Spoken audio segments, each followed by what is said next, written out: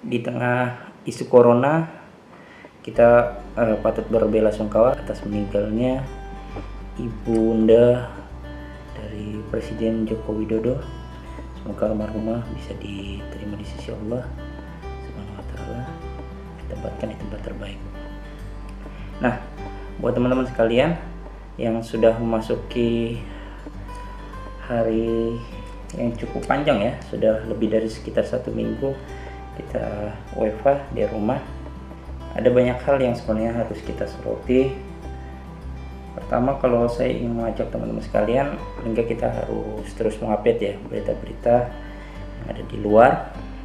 Nih contoh, misalnya berita pertama soal corona.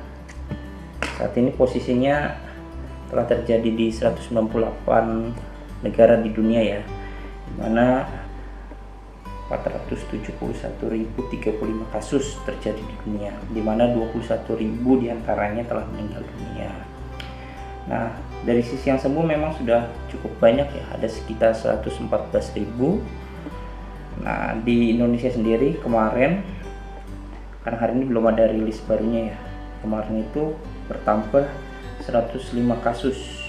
Jadi total di Indonesia ini kasus hingga pagi ini kurang lebih sekitar 790 kasus, di mana orang yang meninggal ada 58 dan orang yang sudah dinyatakan sembuh ada sekitar 31 orang.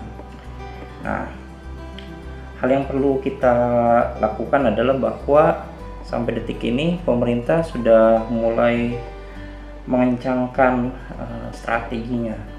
Caranya adalah pemerintah misalnya belajar dari cara Vietnam, negara tetangga ya, negara di Asia Tenggara juga, dalam mengatasi virus corona. Jadi dari awal memang Vietnam ini sudah melakukan berbagai macam hal yang luar biasa sehingga korban yang berjatuhan tidak begitu banyak.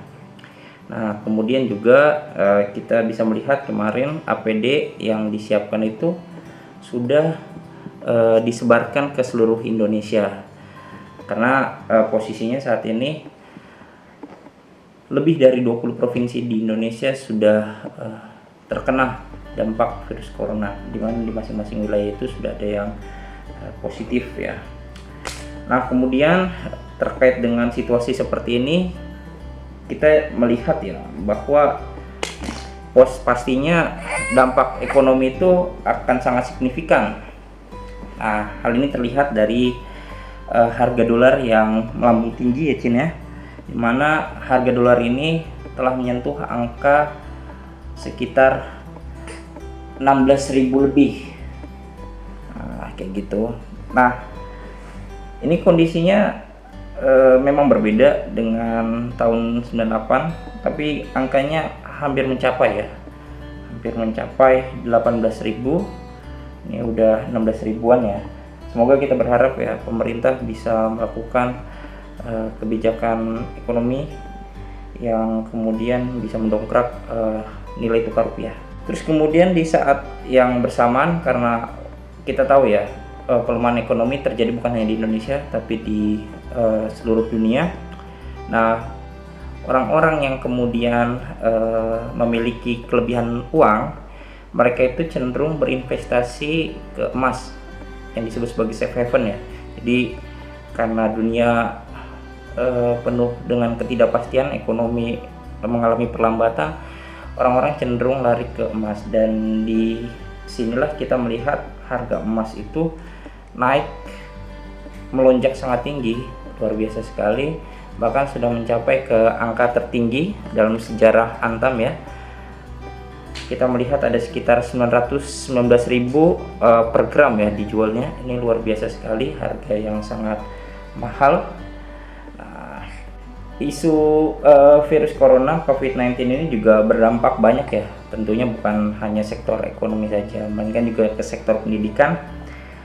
Kemarin informasi terupdate ya bahwa tahun ini ujian nasional itu ditiadakan karena dampaknya tadi sangat signifikan.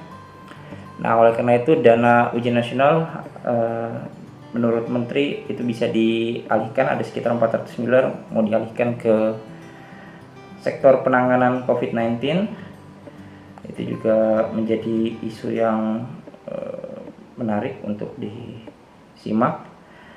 Nah, terkait dengan bantuan dari pihak lain ya selain pemerintah, lembaga swadaya masyarakat itu juga ya, atau kemudian NGO, non government organization, kita bisa melihat contohnya nih, ada dompet duafa yang telah membantu masyarakat ya. Dia bikin chamber disinfektan dipasang di beberapa titik ya. Jadi ini sangat membantu sekali sih buat para masyarakat yang masih harus bertugas keluar rumah, dan kemudian mereka bisa bersih gitu. Luar biasa ya body chamber buatan dompet duafa. Ini dicoba di Jakarta kemarin, misalnya di Blok M. Beberapa influencer juga sudah turun tangan di sana. Banyak juga sih influencer yang sudah berupaya untuk melakukan proses penggalangan dana donasi. Ada banyak ya, Rahel V-nya, terus Arif Muhammad, dan beberapa influencer lainnya yang saya tahu ya. Itu udah luar biasa sekali. Nah, kita sebagai masyarakat biasa sebenarnya bisa bantu donate ke mereka, donasi ke mereka, ya, atau misalnya di lingkungan kita ada juga kawan-kawan yang secara secara sukarela berusaha untuk menggalang dana, kita bisa bantu juga ke sana. Baik, sekian dulu ya untuk hari ini ya, sampai jumpa di episode selanjutnya. Oke.